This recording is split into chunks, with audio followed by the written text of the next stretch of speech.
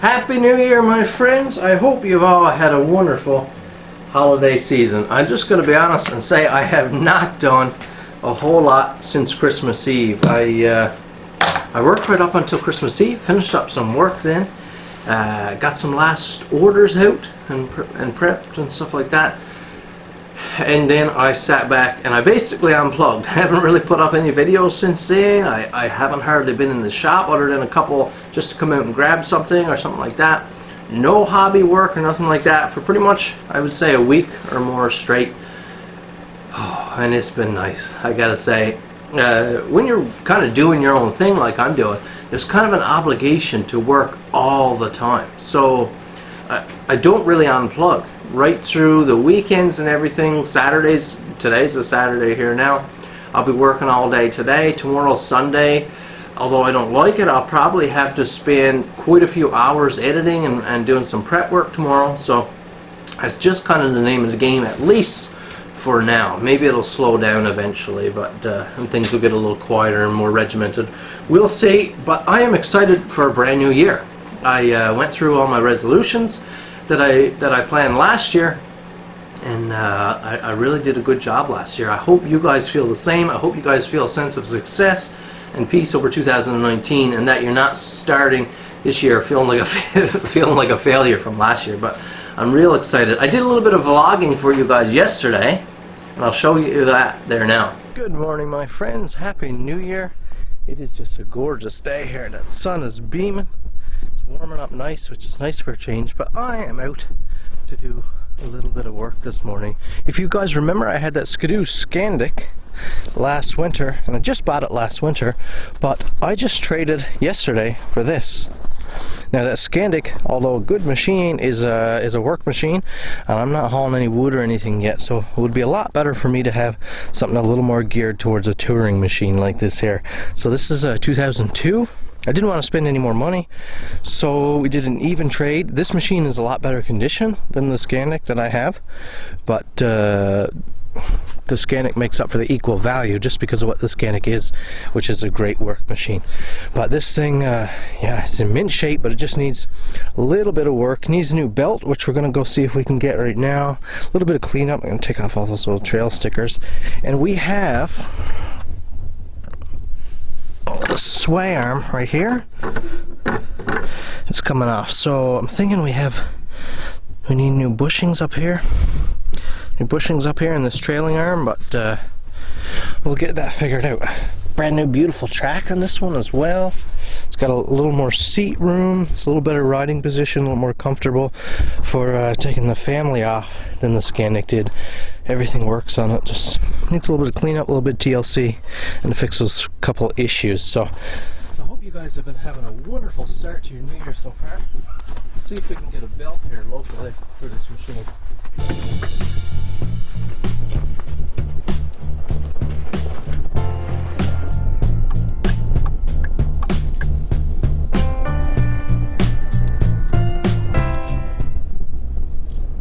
And we got a belt.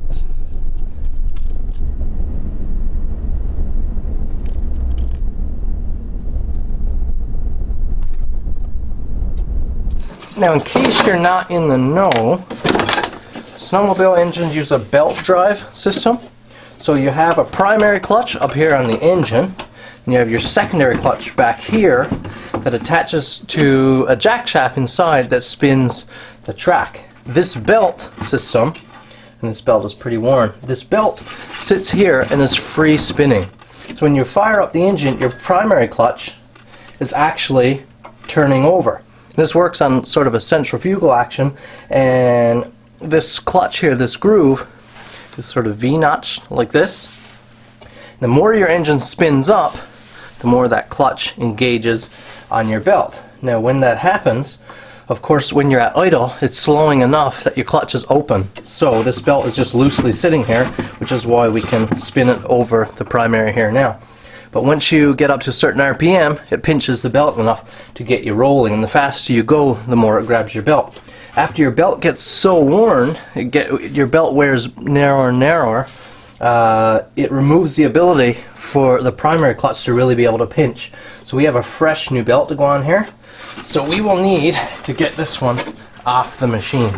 Notice right here now, this clutch sits, or this belt, sorry, sits probably a 1/4 inch down into the secondary clutch.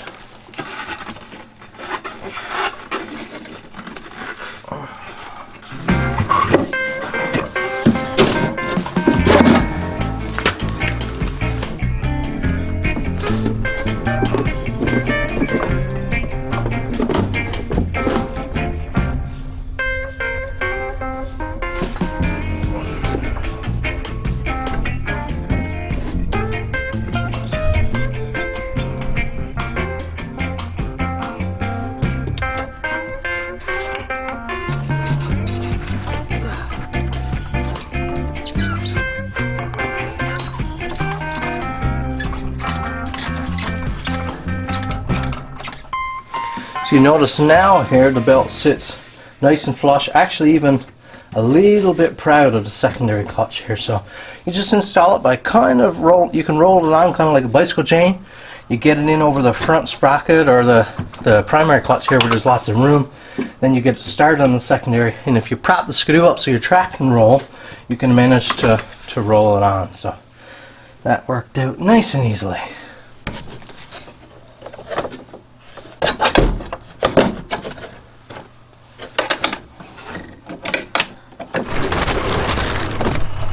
Now with a couple things fixed up, we're going for a little family ride, which I'm not going to take you guys along for, because I want to enjoy it with my family, but she's running great, a lot more snappy, just backing out of the garage there and straightening up.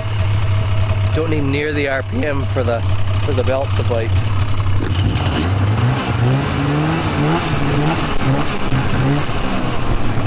So we went for that lovely ride with the family. I came back then, and for the rest of the evening I had a box of different work here that I was working on for someone, a bunch of folders and fixed blades and stuff that all needed repair work.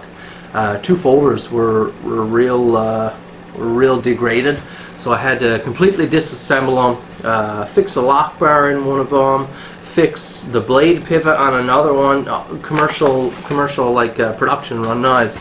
But yeah, so that was fun. Today I'm out in the shop filming for the Newfoundland hobbyist, so I've got a lot of work to do, but it's going to be exciting because I am starting to build a knife for myself. Now you guys have been watching for a while, you've probably heard me mention a couple times, I've never actually built a knife specifically for me. The only knife I have, I think right now, is my very first knife I ever made, which is hanging right here, that I made with an angle grinder and some scrap wood I had around.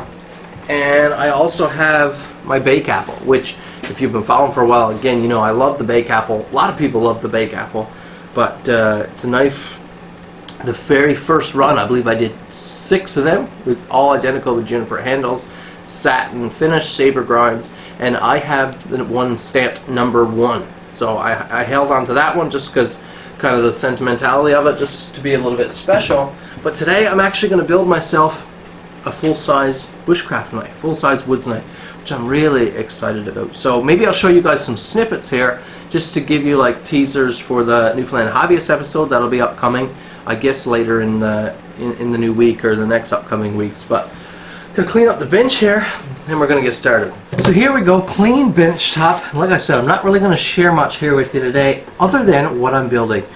You know, knife making is kind of a funny thing. Before I got into knife making myself and becoming essentially that being my occupation, I used to spend so much time combing blade maker sites and combing production maker sites like Bark River and Tops, and combing through Bushcraft Canada and combing through Blade HQ and SR Knives and Warriors and Wonders, and looking at all these blades. And I still do very little for like EDC type blades. I haven't bought a new knife in ages, but I just used to spend so much time like ogling these real nice, real pretty bushcraft knives. I had a big thing for the Bark River knives too.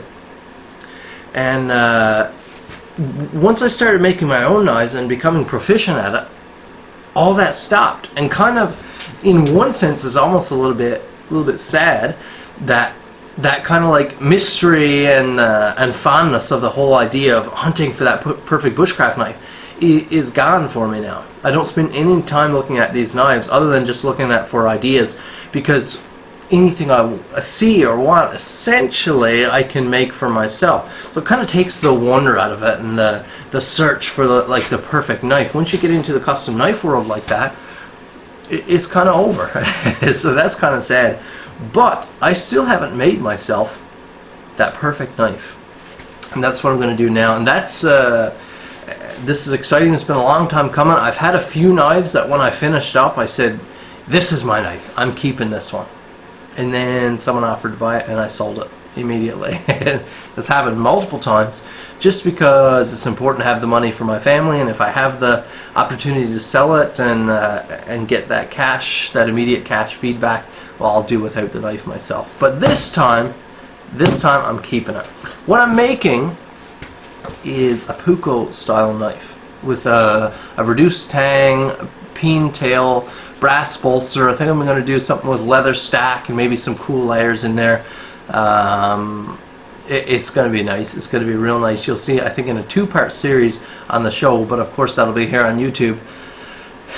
It's going to be fun. So I'm going to get started now. I've got some really cool ideas, and when you're building a custom knife like this, and this is the beauty of the knife, of the custom knife market, like when you guys come to me to have your knives built, you get something built for you. This knife is built for me. Maybe it wouldn't work for some of you guys. I'm not real heavy into bushcrafting in the true definition of it, framing up shelters and all this stuff with my knives. The bulk of my knife use is going to be firecraft, food prep, eating, different things like that. So anything bigger than that, I'd use an axe or a saw for. So I don't need some big, massive, heavy knife for chopping or slaying down material. I don't need something for slaying down alders for bushwhacking all day. That's not my style of wood use. So a puukko lets me have something that's real classy. It's a look and feel that I just really love, and it's going to be fun.